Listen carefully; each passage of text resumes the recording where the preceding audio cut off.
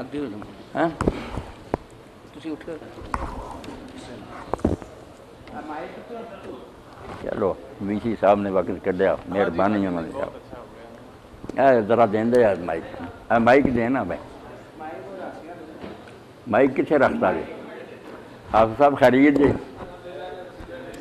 کرم فرمائے اللہ پاک۔ نہیں یہ سپیکر تے کرنا، سپیکر تے کرو، سپیکر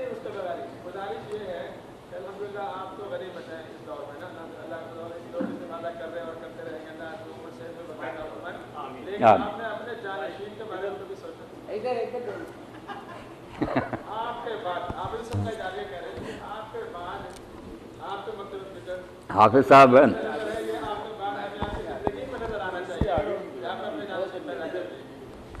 حافظ صاحب کی بات پر مجھے مولانا مودودی رحمۃ اللہ علیہ یاد ہے، انہوں نے ایک کتاب جب دکن میں تھے لکھی، سراج کا سرجوکی خاندان جو تھا اس پر تاریخ کی،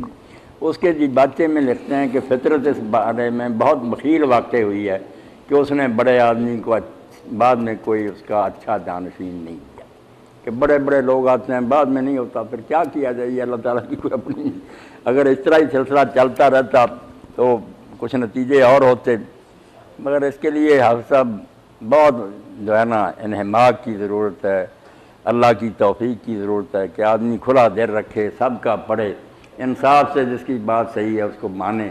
کسی سے دشمنی اور عداوت نہ کرے، اگر اس کی رائے دوسروں سے حافظ صاحب مختلف بھی ہو،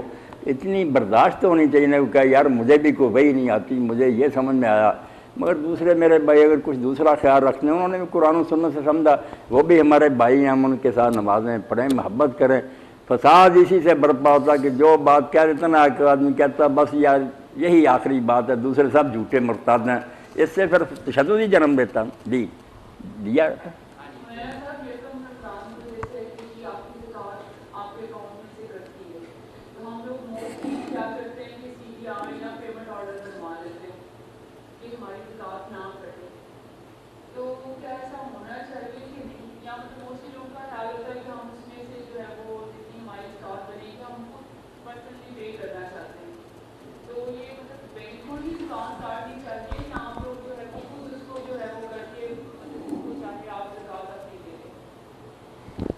میری بچی، کچھ لوگ تو بدنیت ہیں، دین کے باغی ہیں کہ زکوٰۃ دینا ہی نہیں چاہتے، وہ پھر نکلوا لیتے ہیں رقمیں، ان بے ایمانوں کا تو کیا کہنا۔ باقی کچھ جو ہے ان کی نیتیں نیک بھی ہوتے ہیں کہ پتہ نہیں مستحق جو ہیں ہمارے ان تک پہنچے ہیں، ان کے رشتہ داروں میں، قریبیوں میں کئی خوددار لوگ ہوتے ہیں جن کو یہ جانتے ہیں اب حکومت کو کیا اطلاع دیتے پھریں، اس نیت سے اگر کوئی نکلوا لیتا کہ میں اپنی زکوٰۃ خود مستحقوں تک پہنچاؤں گا تو یہ نیک نیت ہے، بہت اچھا مقصد ہے، اس کو تو برا نہیں کہہ سکتے۔ اب زکوٰۃ سے بچنے کے لیے اگر کوئی یہ شرارت کرتا ہے وہ مجرم ہے، اور نیک نیتی سے صحیح مستحقین تک پہنچانا چاہتا ہے کہ جن کو میں جانتا ہوں ان کو رازداری سے پہنچا، پھر نیک کام۔ اور نا اصل میں ایک اور بھی خرابی ہے کہ ایک فرض کریں 1 مہینہ پہلے ایک بندے کے اکاؤنٹ میں رقم آتی ہے، بینک والے نے یہ نہیں دیکھنا کہ 1 سال اس پہ نہیں ہوا، اس نے تو کاٹ لینی یکم رمضان کو، اس کو یہ نہیں کہ جی یہ جو اس کے 50,000 روپیہ آیا ہے یہ تو 1 مہینہ پہلے آیا ہے۔ یہ تو دین کے بالکل خلاف ہے صدیقی صاحب، دن کا پتہ کہ یہ کھاتا ابھی کھلا ہے، سال نہیں گزرا، ان کی زکوٰۃ کیوں کاٹتے؟ حوالان حول تو شرط ہے کہ زکوٰۃ جو ہے نا سال تو گزرے اس کو صاحب نصاب۔ وعلیکم سر السلام۔ آپ نے ابھی کہا کہ قبر سے مراد یہ گڑھا نہیں جو ہم بناتے ہیں اور ڈیڈ باڈی کو اس پہ جو ہے لے کر دیتے ہیں، لیکن نبی پاک صلی اللہ علیہ وسلم کا فرمان ہے کہ اگر آپ اس قبر پہ کوئی ٹہنی رکھ دیتے ہو اور اس قبر والے کو عذاب ہو رہا ہے تو اس ٹہنی کی وجہ سے اگر وہ بالکل ہری ہے تو اس کا عذاب جو ہے وہ کم ہو جاتا ہے، تو اس کے بارے میں سر آپ کیا کہیں گے کہ قبر سے مراد واقعی یہ گڑھا نہیں ہے، کوئی اور کوئی چیز ہے جس کا ہمیں بالکل پتہ نہیں ہے؟ نہیں بیٹا، آپ نے جو بات کہی نا وہ میری بات کے خلاف نہیں، ہمارے لیے تو نشانی یہی ہے نا کہ اگر ہم چاہتے ہیں دعا کرنا یا زیارت کرنا، ہمارے سامنے تو اس کا یہی نشان ہے، ہم وہاں ہی جائیں گے، مگر یہ نہیں اس میں آتا کہ یہیں عذاب ہو رہا ہے، یہیں تکلیف ہو رہی ہے، اس میں نہیں بات آتی۔ وہ آپ نے جو دیکھا کہ 2 قبروں والے ہیں ان کو عذاب ہو رہا، کہاں ہو رہا یہ اللہ جانتا ہے اس کا رسول، مگر آپ نے پھر کھجور کی ٹہنی منگوائی، 2 حصے کی، ایک ادھر رکھ دی ایک ادھر۔ اب اس سے لوگوں نے یہ بھی نکال لیا کہ پھول تازہ پھینکنے چاہیے، چھڑیاں رکھتے ہیں تازہ، یہ غلط بات ہے، یہ کوئی اثر نہیں ان سے ہوتا۔ وہ تو اللہ کے رسول نے بیٹا شفاعت کی تھی، دعا فرمائی تھی، ساتھ صاف لفظ ہے، فرمایا میری دعا کی برکت سے شاید جب تک یہ ٹہنیاں خشک نہ ہوں اس وقت تک اللہ ان کے عذاب میں تخفیف کر دے۔ ٹہنیوں کا اثر نہیں، ٹہنیاں ایک حد مقرر کی تھی کہ ہمیشہ تو عذاب ہٹ نہیں سکتا، جب تک یہ خشک نہیں ہوتی شاید اللہ تعالیٰ میری دعا کی برکت سے اس وقت تک کچھ کمی کر لیں، ورنہ ہم کیا اور ہماری ٹہنیاں کیا، وہ تو اللہ کے رسول علیہ السلام کی دعا تھی۔ اس میں یہ نہیں آتا کہ یہاں ہو رہا ہے، جو دفن ہوئے تھے وہاں ان کو ہو رہا ہے، کہاں ہو رہا اللہ جانتا۔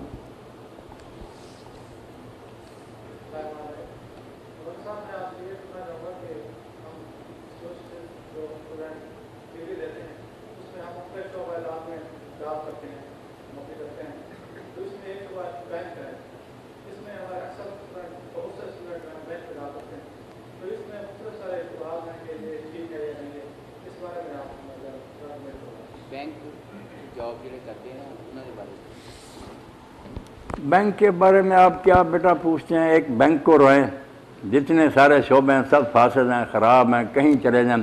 اب ہم خطابت اور امامت کریں، وہ کون سے حلال شعبے، وہاں بھی غلط کام ہو رہا، تنخواہیں ہمیں جو دیتے ہیں بڑے لوگ وہ ساری ان کی سودی کاروبار ہے،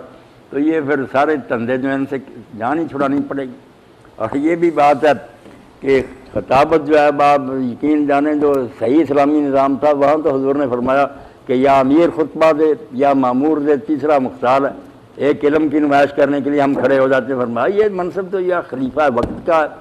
یا اس کے نائب کا۔ جب یہ حکمران دین کو چھوڑ گئے تو پھر ہم نے گزارے کے طور پر یہ سسٹم چلا لیا، چلو بچ گیا کچھ نہ کچھ دین، ورنہ اصل میں یاری شکل تو یہ ہے کہ صدر مملکت خود خطبہ دے رہا ہو اور اس کے ماتحت جو عامل ہیں وہ علاقوں میں، یہ صحیح اسلامی نظام تھا اور یہ ان کے صدارت کے عہدے کی نشانی تھی کہ حج پر آتا، امیر حج وہ خود ہوتا تھا، کون نابینا عالم خطبے دیتا تھا۔ یہ تو دین کی مٹی پلید کرنے والی بات ہے کہ فہد اور بیٹھے ہیں گھر میں اور ایک عالم کو کھڑا ہوا جن کی آنکھیں بھی نہیں کھلی، وہ خود آتا تھا، مجمع کا سامنا کرتا تھا، لوگوں کے سامنے گورنر بلاتا تھا علاقوں کے، کہتا یہ عرفات ہے، یہ حاضر ہے، جس کو شکایت ہے مجمع عام میں میرے سامنے لائے، میں اس کا ایکشن ہوں۔ اب وہ معیاری نظام تو گم کر بیٹھے اور اس کا صبر تک نہیں باقی رہا۔ دین میں یہ باتیں روزے رکھوا فلاں، بھائی فکر تو اس کی کرو، اگر وہ بحال ہو جائے، حکمران خلیفۃ المسلمین صحیح آ جائے، اس کے نائب آ جائیں، نمازیں بھی صحیح ادا ہو جائیں گی، زکوٰۃ ادا، کہیں کوئی برائی نہیں رہے گی۔ اب وہ ہمیں اتنا دور کر دیا، جدا و دین سیاست سے تو رہ جاتی ہے چنگیز۔ اب یہ کرپشن ہی ہونی چاہیے، اب اس کا تذکرہ بھی جرم ہو گیا، حکومت بھی نہیں کرنے دیتی اور علماء بھی کہتے ہیں چھوڑو جی حکومت کی باتیں، کیا اللہ والے بننا چاہیے۔ وہ اللہ والا کون سا راستہ ہے اس سے ہٹ کر؟ اللہ والے تو ہیں ہی وہ جو حکومت پر قبضہ کریں، صحیح اسلامی نظام وہاں چلائیں۔ تو یہ بینک وغیرہ جو نا جب تک نہیں کوئی اس کا بدل نکلتا نا اور صحیح نظام نہیں آتا، مجبوری کے تحت سارے کام جو نا کرتے رہیں، دیانتداری سے کریں، اپنی ڈیوٹی پوری دیں، اللہ سے معافی مانگتے رہیں، زکوٰۃ صدقے دیں، توبہ ساتھ کرتے رہیں، ہم بھی کریں، آپ لوگ شاید ہمارے جرم یہ معاف ہو جائے۔ یہ عبوری دور ہے، اس میں کیا اسلام پر پورا ہم عمل کر سکتے ہیں۔ اب کئی لوگ یہ پوچھتے ہیں جو بیمہ ہے، اس کے بارے میں آپ دیکھیں نا، بیمہ اگر نہیں کوئی شخص اس کے زمانہ میں کرے کیا بنے گا پھر؟ ساری عمر کی کمائی وہ گاڑی لے کر نکلا کھڑے ہیں، لوگ جان بھی لے لیتے ہیں، گاڑی بھی لے جاتے ہیں۔ اس لیے بڑے بڑے نیک علماء نے سوچ کر کہ یار ٹھیک ہے کہ وہ اعلیٰ معیاری نظام تو ہے، اس میں تو یہ باتیں نہیں، اس میں تو سارا ملک انشورڈ ہوتا، کسی کو فکر نہیں ہوتی انشورنس کی، جو زکوٰۃ دے سکتے ہیں وہ زکوٰۃ دیں، دوسرے جو ہیں وہ غریب ہوں گے، حکومت ان کی ذمہ دار ہے، وہاں کسی کو فکر نہیں ہوتی کہ کل کیا بنے گا۔ یہ جو ہے کہ کوئی نہیں خبر گیر ہے، یہاں لوگ پھر اپنا کو بچاؤ کرتے ہیں کہ کل کی فکر کرو۔ اس لیے مولانا تقی امینی صاحب نے جو کتاب لکھی اس میں سارے مسلمان ممالک علماء کے انہوں نے کہا خامیاں ضرور ہیں مگر اس دور میں انشورنس کے بغیر چارہ نہیں، بالکل جائز ہے، لوگوں کو کرانی چاہیے، اپنی دولت اور جان کی حفاظت کریں۔ تو یہ ساری خرابی اس لیے ہوئی کہ خلافت کا نظام نہیں رہا، حکمران غلط آ گئے، نتیجے میں سارا دین اپسٹ ہو کے رہ گیا۔ اب کس پرزے کو روئیں گے؟ اس کا مطلب تو پھر یہ ہوا کہ فرض کریں مجھے پتہ ہے جی کہ میرے بعد تو پھر میرے بیوی بچوں کا کیا بنے گا، میرا تو پھر اللہ پہ اعتماد نہ ہوا کہ جی اس کو روزی اللہ تعالیٰ نے ان کو دینی ہے۔ نہیں، یہ بھی صدیقی صاحب جو غلط، جی یہ پیسے بعد میں میرے بعد یہ خرچ لینا بھائی، یہ بھی بات جو کرتے ہیں نا لوگ کئی دیندار لوگ یہ کہتے ہیں اللہ پر بھروسہ نہیں کرانا، یہ باتیں غلط ہیں، اللہ پر بھروسے کے خلاف نہیں، ورنہ انشورنس کو چھوڑیں، ہم بھی تو کچھ نہ کچھ جمع کر کے رکھتے ہیں، اور اللہ تعالیٰ کو منع نہیں کرتا، زکوٰۃ اسی لیے فرض ہے، کچھ جمع ہوگا تو زکوٰۃ ہوگی نا، یہ نہیں کہا کہ سارا دے دو، 2.5% دیں گے باقی تو پڑا ہی رہے گا، وہ ہم کہیں کہ یہ باقی کیوں بچایا ہوا، اللہ پر توکل، اللہ پر توکل ہے کہ دین کے خلاف کام کر کے سمجھے آدمی کہ روزی صرف اس طرح مل سکتی، وہ پھر اللہ پر بھروسہ نہیں کہ اس کے طریقوں پر چلے، مل نہیں، شیطان نے حکومت پر قبضہ کر لیا، وہ کفر ہے۔ اگر اللہ کے بتائے ہوئے طریقوں پر ہی محنت کریں، دولت اکٹھی کریں، خود بھی خرچ کریں اور بچوں کے لیے بھی چھوڑیں، کیا دین کو اعتراض؟ یہاں توکل کا وہ بھی معنی یاد رکھیں نا، جو آدمی آیا، آپ نے پوچھا کہاں سے آیا، اس نے کہا فلاں سے، دور سے آیا، کہ کیسے آیا، اس نے کہا اونٹنی پر، اونٹنی کہاں، اس نے کہا اللہ کے بھروسہ پر جنگل میں چھوڑ آیا، آپ نے فرمایا اللہ لٹ لے کر یار تیری اونٹنی کو روکے گا، ایک الہا توکل اللہ، اس کا گھٹنا باندھ پھر اللہ کے حوالے کر، یہی مولانا روم فرماتے ہیں نا، گفتہ پیغمبر بآواز بلند زانوے اس طرح بابا، پہلے توکل کرنا، جو کر سکتا ہے نا کام وہ کر۔ یہ تو صدیق صاحب ایسے ہوا کہ جو چیزیں پہلے اللہ دے چکا، میں ہاتھ ہلاؤں، منہ سے چباؤں، میں یہ منہ نہ کھولوں، ہاتھ سے رکمہ نہ اٹھاؤں، اللہ کو خواہ ضد کرنے والی بات ہے، اور اس کے خلاف جنگ ہے کہ جو چیزیں مجھے دے دی ہیں وہ تو برتوں نا، اس سے آگے جب مرحلہ آئے گا میں بے بس ہو جاؤں گا، پھر اللہ تیرے حوالے۔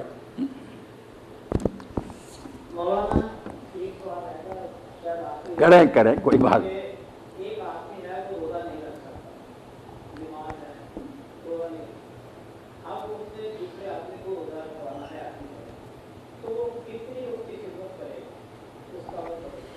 اس بارے میں ایک بات تو یہ کہ جو ہے نا دوسرے کو روزہ رکھوانا، یہ بات بھی ہم میں غلط چل پڑی ہے، روزہ نہیں رکھوانا، بے شک وہ دوسرا بھی اسی طرح کا بیمار ہو یا کوئی غریب آدمی ہو، کوئی روزہ وہ بھی نہیں رکھ سکتا، تو ہمیں یہ فکر نہیں کرنی چاہیے کہ روزے والا ڈھونڈے، مسکین ڈھونڈنا چاہیے کہ وہ ہو مسکین، بس وہ روزہ رکھ سکتا ہے یا نہیں رکھتا، حقدار ہو صدقے کا اس کو دے، روزے کی ہمیں نہیں فکر ہونی چاہیے کہ وہ روزے والا ہی ڈھونڈے، روزے والے تو ہو سکتا ہے ہٹے کٹے ہی سارے، ایک مسکین غریب اگر ہے اس کو دیں، باقی وہ ہے نا فدیۃ الطعام مسکین، ایک مسکین کا کھانا، اس کا عام اندازہ تو وہی ہے جو صدقہ فطر ہے، عید والے دن جتنا دیتے ہیں اس سے حساب سے دے دے، باقی جو جائز بات ہے دین کی روح کے مطابق وہ کہتے ہیں صدقہ فطر سے اب کیا وہ کھانا کھا سکتا، 2 وقت کا کھانا اگر آپ ہوٹل پر کھائیں اوسط درجے کا، نہ اعلیٰ کھائیں نہ اتنا، تو فیصلہ کریں کتنے میں کھا سکتے ہیں، اتنے پیسے تو دینے چاہیے نا ایک روزے کی، مسکین کا کھانا جو ہوا جتنا آپ کھاتے ہیں درمیانے در وہ حساب کریں، 50-60 روپے کا بنتا کام، بہت معمولی سا، 50 روپے بھر دے تو نہیں، پارٹ ٹائم 100 ہو گیا نا روز کا بھی۔ میرے اس میں یہ سوال یہ ہے کہ جب ہم روزہ کسی کو کہتے ہیں کہ رکھوانا ہے، جیسے ہمارے بہت سا کنسپٹ چلا ہوا ہے، میری والدہ ہیں بیمار ہیں، میری فیلنگ یہ ہے کہ اللہ نے بیمار کو روزے معاف کیے ہوئے ہیں تو ان کو نہیں رکھنی چاہیے، لیکن ان کی ایک فیلنگ ہوتی ہے کہ میری جگہ کسی اور کو رکھوا دو تو اس کا ثواب مجھے ملتا رہے گا، تو یہ کیا آپ یہی بات بتائیے کہ اس کا ہم صدقہ دے دیں یا اس کے لیے روزے والا ڈھونڈیں، نہیں کرتے ہیں اس کا روزہ، جیسے اللہ نے معاف تو کر دیا بیمار لوگوں کا یا بہت بوڑھے ہیں جو نہیں رکھ سکتے، کہ اگر ہم نہ رکھوائیں یا ویسے ہی دے دیں تو بھی ٹھیک ہے یا یہ رکھوانے سے زیادہ ثواب اس کو ملے؟ بیمار جو ہے نا وہ بھی 2 طرح کے ہیں، ایک تو بیمار ہیں جو علاج سے مایوس ہیں کہ یہ کبھی نہیں اب ٹھیک ہوں گے، ان کے بارے میں اجازت ہے نا کہ فدیہ دے دو، جن کی کبھی بھی امید ہے نا کہ وہ شاید ٹھیک ہو جائیں، سال کے چھوٹے دنوں میں سردیوں میں جا کر رکھ لیں، ان کے لیے تو وہی کہا کہ وہ دوسرے دنوں میں اتنی گنتی پوری کریں، جو نہیں اب رکھ ہی نہیں سکتے بس ہو چکی ہے ان کا کہ فدیہ دے، اس کے لیے کوئی میں نے بتایا کہ روزہ دار ڈھونڈنے کی ضرورت نہیں، مسکین ہو، مسکین ہو اس کا حق آپ دے دیں، وہ روزہ رکھتا یا نہیں رکھتا اس کا معاملہ الگ ہے۔ حاملہ اور مرضع جو ہے نا کہ بچہ پیٹ میں یہ دودھ پلاتی ہے، اس کے بارے میں قول تو بہت سے ہیں، کچھ تو کہتے ہیں دوسرے دنوں میں روزہ رکھے، عام بات تو یہ، کچھ کہتے ہیں فدیہ بھی دے اور روزہ بھی رکھے، کوئی کہتے ہیں صرف فدیہ دے، صحیح بات جو ہے وہ ہے کہ انہیں دونوں آپشنوں میں سے ہر ایک کا حق حاصل، اگر دوسرے کچھ دن ملیں جب آسانی اور رکھ سکتی ہوں تو رکھ لیں، اگر ان بیچاریوں کو یہی حال ہو کہ بچہ سماعت اگلا رمضان شروع ہو گیا تو پھر فدیہ ہی دے دینا چاہیے، روزے معاف ہیں فدیہ دے دیں۔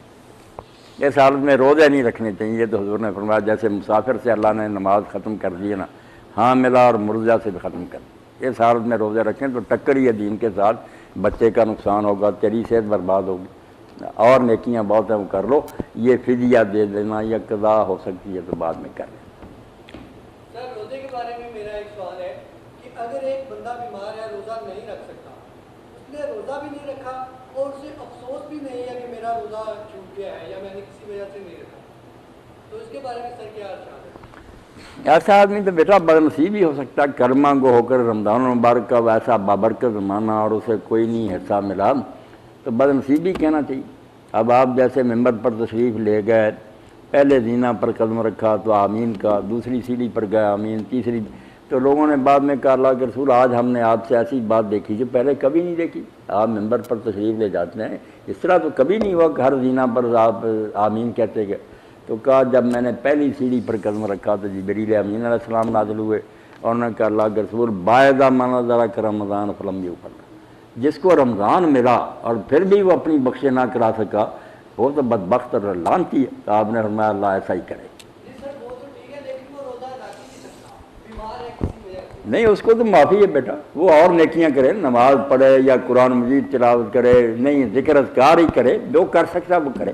انشاءاللہ اس کو دوسروں کے برابر ہی ملے گی۔ ہو سکتا ہے اور روزہ داروں سے بھی ثواب میں بڑھ جائے، نیت چاہیے۔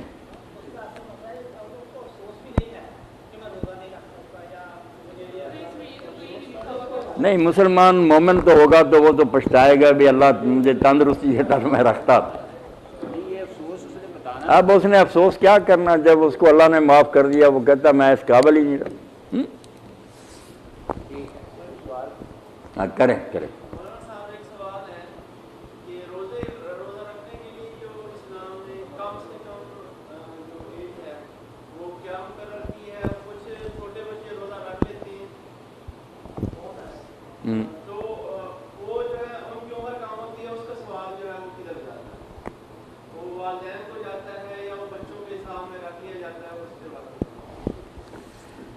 یہ اللہ کی کتنی بڑی عنایت ہے اور شریعت میں اللہ کا یہ کرم کیسا بیان ہوا۔ جیسے حج کے موقع پر ایک عورت نے بچہ اٹھا کر چھوٹا سا اللہ کے رسول کے سامنے پوچھا کہ اللہ کے رسول اس کا بھی حج ہے؟ تو آپ نے فرمایا ہاں اس کا بھی حج ہے اور تجھے اجر ہے، دو تو اٹھائے پھر تجھے بھی انعام ملے گا، اس کا کروا رہی ہے اور اس کا بھی حج، یعنی بچپن میں سمجھ بھی نہیں اس کو، نیکیاں اس وقت کی بھی لکھی جاتی ہیں، اللہ تعالیٰ ان کو ضائع نہیں کرتا۔ وہ بیسک چھوٹا سا بچہ تھا، اس کے حج روزے سب شمار ہوتے، گناہ نہیں، گناہ اللہ نے کہا جب تک یہ شعور نہیں اسے حاصل ہوتا، گناہ کے بارے میں رعایت دی ہے، نیکیاں بچپن کی بھی قبول کیا کہ اس کا بھی اس کو انعام دے دیں گے، یہ اس کی مہربانی۔ باقی ایج جو ہے نا وہ کوئی متعین نہیں، یہ بچوں کی صحت پر ہے، کچھ چھوٹی عمر کے ہوتے ہیں مگر طاقتور ہوتے ہیں، اس لیے لمن طاقت جو ہے نا کہ جو طاقت رکھتا نبھا سکے اس کو شروع کر دینا چاہیے۔ جو ہے نا عمر کی قید میں 14 سال ہو، یہ ناف کے نیچے بال، یہ قانونی باتیں، دین کے مطابق یہی بات ہے کہ جب وہ نبھا سکے تو رکھ لینا چاہیے۔ چھوٹی عمر کے اگر رکھیں تو نبھا جائیں۔ عاشورے کا روزہ تھا تو دیکھا کوئی آدمی اس نے روزہ نہیں، تو لوگوں نے کہا یار تو اچھا بلا نہیں رکھ رہا روزے، ہمارے تو بچے روزے رکھتے تھے اور جب وہ روتے تھے تو ہم گڑیا وغیرہ دے کر ان کو بہلا دیتے تھے، وہ نبھا جاتے تھے، آپ ایسے نامراد اب پیدا ہو گئے۔ جو بچے روزہ توڑ دیتے کوئی گناہ نہیں، نبھا گا ٹھیک ہے، توڑ دیں ان کو کوئی کفارہ نہیں، یہ بالغوں کے لیے، یہ بالغوں کے لیے مطلب۔ جو سوم ہے اس کے بارے میں ہم نے سوالات کیے، اس کا مادہ کیا ہے اس کے بارے میں ذرا بتا دیں۔ یہ ڈاکٹر صاحب کی بات سن لینا قریشی صاحب۔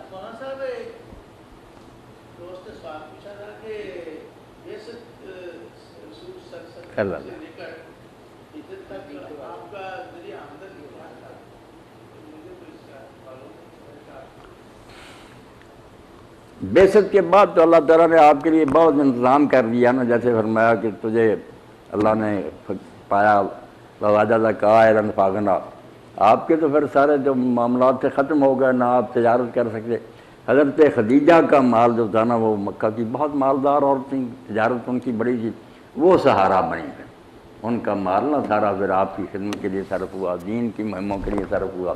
اسی لیے حضرت عائشہ رضی اللہ عنہا فرماتی ہیں نا کہ مجھے کسی پر اتنا رشک نہیں آیا جتنا خدیجہ پر آیا۔ ایک دن میں نے نا کہہ دیا، آخر سوکن تھی، کہ حضور آپ اس بڑھیا کو یاد کرتے رہتے ہیں، اس سے بہتر بیوی آپ کو اللہ نے دے دی، تو آپ سخت ناراض ہوئے، کہا اس سے بہتر کون سی عورت ہو سکتی کہ وہ اس وقت ایمان لائی جب کوئی مرد بھی مجھ پر ایمان نہیں لایا تھا، اور اپنا مال سارا اس نے میری خدمت میں اور دین کے لیے صرف کر دیا، اولاد اس سے مجھے خدا نے دی، اور اللہ کا سلام لے کر جبریل اس کے لیے اترا، کسی مرد کے لیے بھی نہیں اترا، جبریل علیہ السلام نے کہا اللہ سلام بھیج رہا ہے خدیجہ کے لیے، تو ان کا مال جو تھا نا بہت مال تھا، پھر آپ کو کوئی کمی نہیں محسوس ہوئی، آپ فراغت سے دین کا کام کرتے رہے۔ اب مدینہ میں گئے تو پھر مال غنیمت جو تھا اس میں حصہ اللہ نے مقرر کر دیا کہ 5واں حصہ جو ہے وہ بیت المال کا، اس میں رسول اللہ ان کے قریبیوں کا بھی ہے، وہ بھی اپنا گزارا اس میں سے لے سکتے ہیں۔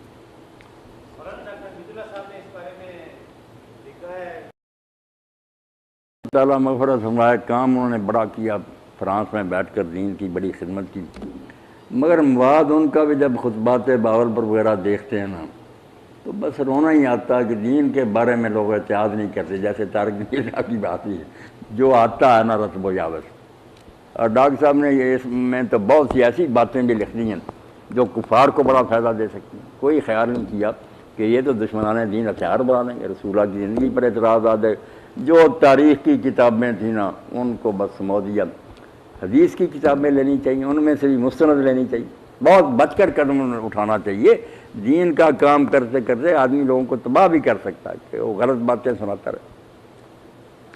مولانا یہ کئی لوگوں کے ذہن میں یہ ہے کہ جی مخیریق ایک یہودی تھا، وہ بھی مسلمان ہو گیا احد کے موقع پر، اس نے پھر اس کے باغات اور زمینیں جو تھیں نا حضور کو ہبہ کر گیا کہ میں نے آپ کو دیجیے، وہ بھی زمینیں آپ کے قبضہ میں تھیں۔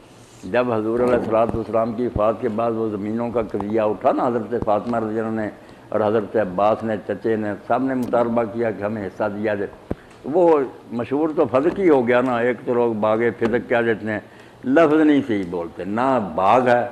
نہ فدق ہے، زبر ہے اس پر، فا پر بدت، فدق، اور وہ کوئی باغ نہیں تھا، ایک اسٹیٹ تھی پوری، بہت چشمے، بہت باغات، ریاست تھی پوری جو آپ کے قبضہ میں تھی۔ جب خیبر فتح ہو گیا بزور قوت تو وہ اس کے یہودی جو سے وعد القرار فضل کے ڈر گئے، انہوں نے کہا ہم جنگ نہیں لڑتے، ہم صلح سے آدھا حصہ آپ کو دیتے، آدھی آدھی ریاست پھر انہوں نے آپ کو دے دی، وہ بھی زمین آپ کے پاس، یہ بنو نذیر جو جلا وطن ہوئے ان کی زمینیں بھی آپ کے قبضہ میں تھیں، اور اسی طرح خیبر سے آپ کو جو حصہ مجاہدین کے ساتھ آیا تھا، 15 یونٹ بنے تھے اس کی، وہ بھی آپ کے، یہ تینوں زمینوں کا قصہ تھا، ایک فضق کا نہیں، تینوں کا مانگ رہے تھے، حضرت عباس اپنا حصہ چچا ہونے کی وجہ سے مانگ رہے تھے، تو یہ ساری زمینیں جو تھیں ان سے آپ اپنا گزارا بھی چلاتے تھے، اپنے خاندان کے مسکینوں کی مدد بھی کرتے تھے، جو مہمان آتے تھے یہ وفد ان کی خدمت بھی، اور بچا کھچا پھر جہاد کے معاملے بہت سا اللہ تعالیٰ نے نا سامان کر دیا تھا، کمی نہیں تھی کوئی۔ مخیریق یہودی تھا نہیں، وہ مسلمان ہو کر مرا، اور اس نے یہودیوں سے کہا تھا کہ تم بہانے بناتے ہو کہ یہ سبت کا دن ہے، نبی کی نظر نہیں کرتے، اور جعلی تم نے مسئلے بنا رکھے۔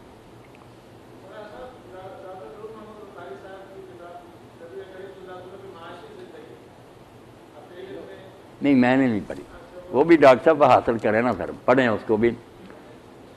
ہاں بہت اچھی بات ہے، مختلف پہلوؤں پر لوگ لکھ رہے ہیں، دیکھیں گے اس میں بھی انہوں نے کیا لکھا۔ ورنہ کچھ لوگ جو ہے روایتیں پرکھنی چاہیے،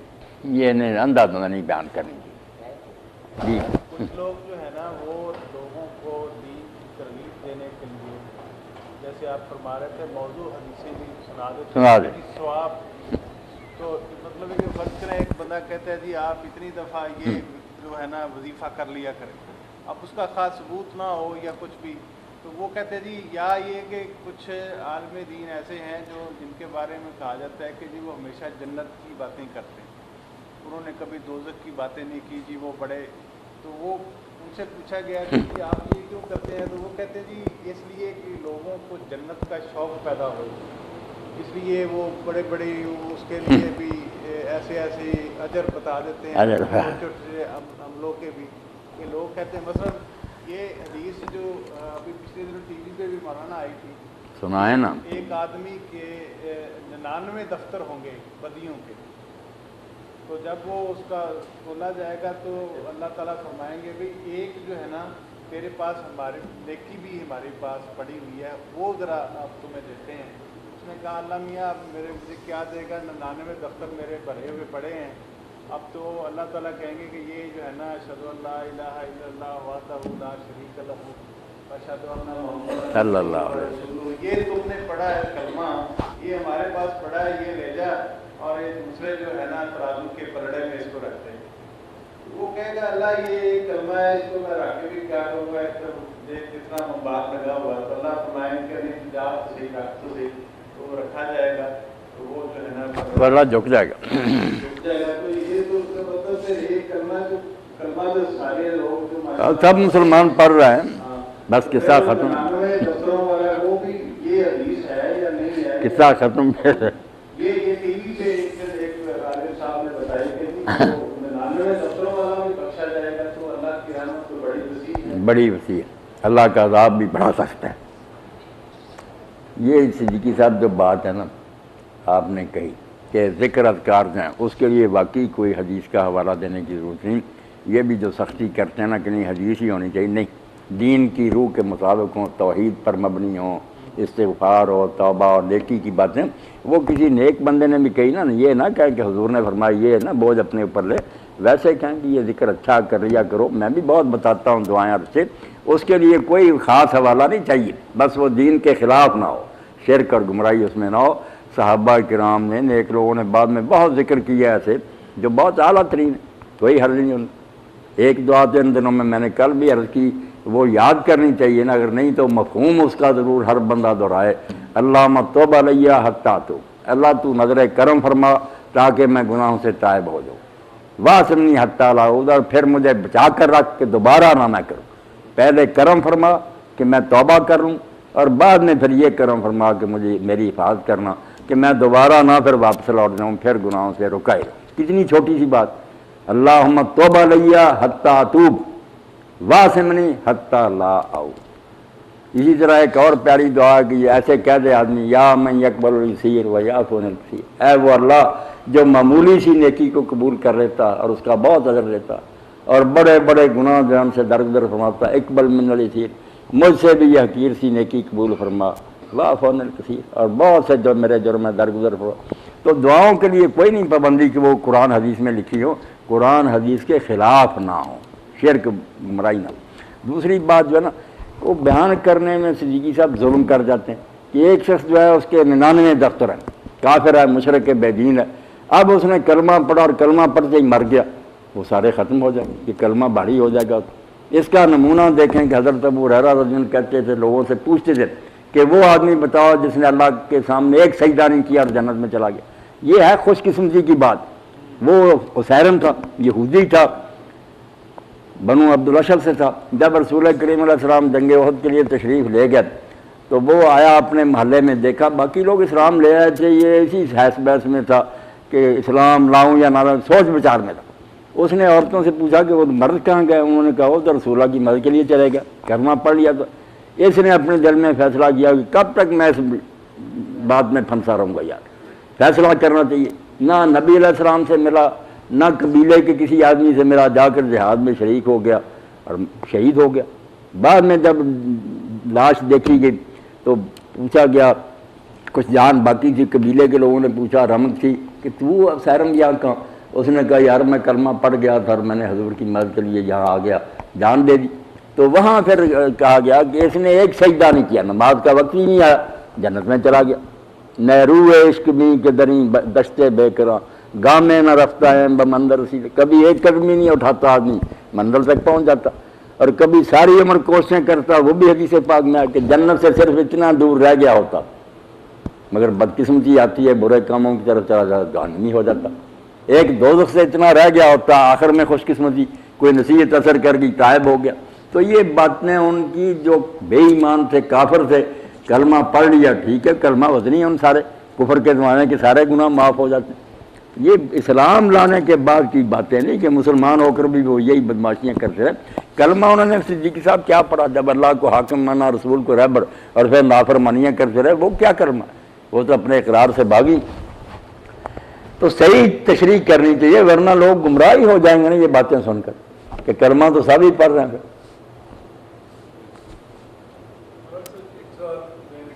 कर लें थोड़ा सा लंबा होगा, नहीं कोई बात नहीं। اللہ رمضان المبارک مبارک کرے، توفیق دے، تندرستی، بڑی خوشی ہوئی ہے۔ جیسے ہم لوگ بھی یہاں جاب کرتے ہیں یونیورسٹی میں، اور بھی بہت سارے لوگ کرتے ہیں، تو زیادہ بری دین کا علم ہمیں بہت سختی سا علم ہے، کیونکہ زیادہ ہم نہیں پڑھ سکے کسی وجہ سے، اور کوئی بات نہیں، الگ الگ شعبے جو ہیں اس میں یہ ہوتا ہے کہ جیسے ہم اچھی باتیں کرتے ہیں، آپ بھی آتے ہیں یہاں، بہت سارے اسکالرس آتے ہیں جو ہمیں کہتے ہیں کہ ہمیں اچھی اچھی باتیں کرنی چاہیے، دین کے یہ بہتر کام ہے، ٹھیک ہے، بالکل صحیح بات ہے۔ اچھا، دوسری طرف یہ ہوتا ہے کہ جب ہم پڑھتے ہیں کچھ بکس یا کچھ ریفرنس پڑھتے ہیں تو اس میں یہ آتا ہے کہ جو قومیں پہلے نیکی کرتی تھیں، برائی سے انہوں نے منع کرنا بند کر دیا تو ان پہ بھی عذاب آ گیا، وہ جو لوگ تھے وہ بھی اس میں شامل تھے۔ اب ہم تو ظاہر مسلمان ہیں، دونوں ہی کام ہم پہ فرض ہیں کہ نیکی کی طرف بلانا بھی اور برائی سے منع کرنا بھی اس میں شامل ہے، لیکن اب یہ جو دوسرا کام ہے تھوڑا سا برائی سے منع کرنا، جہاں بھی ہم رہتے ہیں، اپنے گھر میں، اپنے دفتر میں، اپنے محلے میں، یہ ہمارے لیے کافی مشکل سا ہو گیا ہوا ہے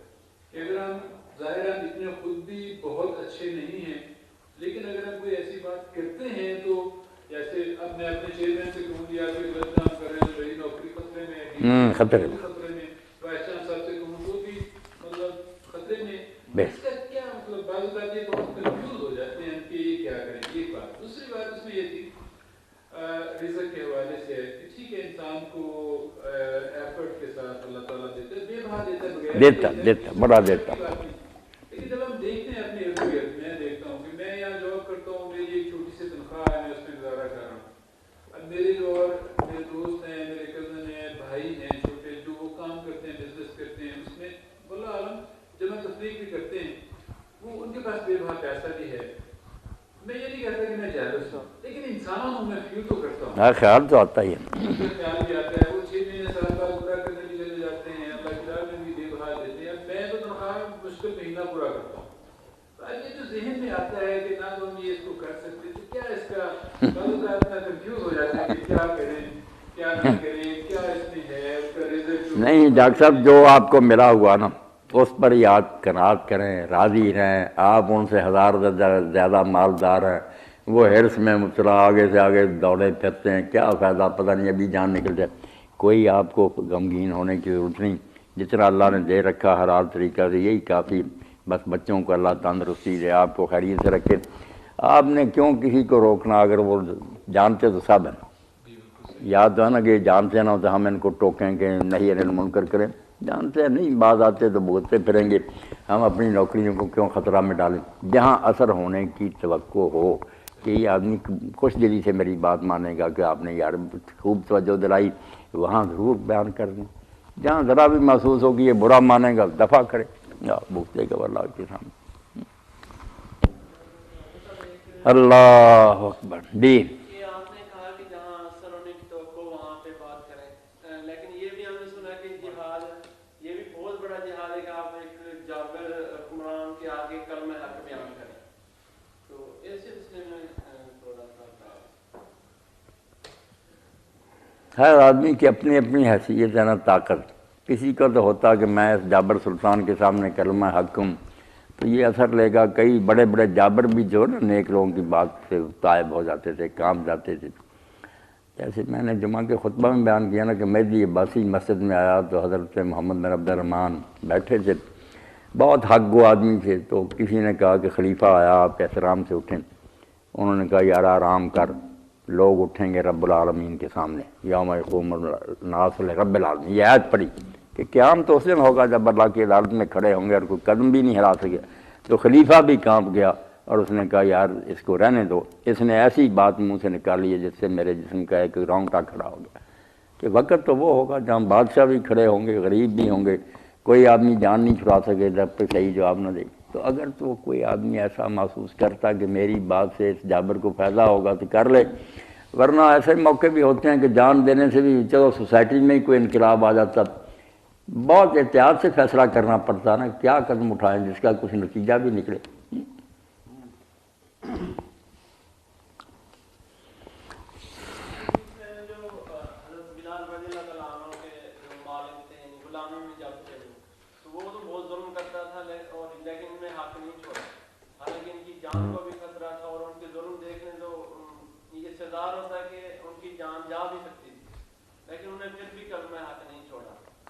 نہیں، یہ بھی آپ کے سامنے کہ انہوں نے یہ عظیمت اور جوان مرضی کا کام کیا، اعلیٰ درجہ. مگر دوسری طرف یہ بھی ہے نا کہ سورہ نحل میں اللہ نے خود اتار دیا الا من اکرہ وقلبہ مطمئن بالایمان، کہ اگر آدمی کا دل ایمان پر مطمئن ہے مگر اس کو بے بس کر دیا گیا اذیتیں دے کر تو اس نے کلمہ کفر کہہ دیا تو میں اس کو کوئی سزا نہیں دوں گی. یہ اللہ نے خود رعایت اتار دی، اور اس پر حضرت عمار بن یاسر نے عمل بھی کیا. جب ان کی والدہ شہید ہو گئی، والد کو قتل کر دیا، اب ان کی باری آئی، انہوں نے کہا کہ ہلاو جو کوئی، حالانکہ اتنا چوٹی کا آدمی ہے، انہوں نے بتوں کی تعریف کرائی، رسول اللہ کو برا بلا کہلایا، حضور کے پاس آئے روتے تھے اور کہا یا رسول اللہ مجھ سے تو یہ کام ہوا، تو آپ نے فرمایا کیف تعجب قلبک، تیرے دل کا کیا حال تھا؟ انہوں نے کہا دل تو ایمان پر مطمئن تھا اس وقت بھی، اب بھی کیا کرتا، ماری ایسی پڑی. تو آپ نے فرمایا نا آدھو کا، اگر وہ ایسا کریں تو برا تو بھی ایسا کر لینا. کمزوروں کے لیے بھی بیٹا راستہ نکالا گیا نا، سارے بلال ہی نہ بن سکتے، یا ایک سپاہی آ جائے ہم ان کے سامنے نہیں کھڑے ہو سکتے، جابر سلطان تو بڑی بات ہے. بلال بننا اونچا درجہ، باقی وہ حضور نے سنا کہ اس کے قدموں کی آٹ آپ کے آگے آگے دی، وہ بھی بات ہے. مگر عمار والا راستہ بھی کھل گیا، کمزور ہے تو جان چھڑا لے، کیا کرنا، دل کو ٹھکانے رکھی. صدیقی صاحب اللہ اجر دے تانوں، چلو تسی بلا لیں جی، میرے کھاتے جی کوئی نیکی لکھی جاتی ہے تو انہوں میں اللہ اجر دے. وی سی صاحب بھی اچھا کیتا، چلو اپنے وعدے دے مطابق ہے، اللہ انہوں نے خوش رکھے.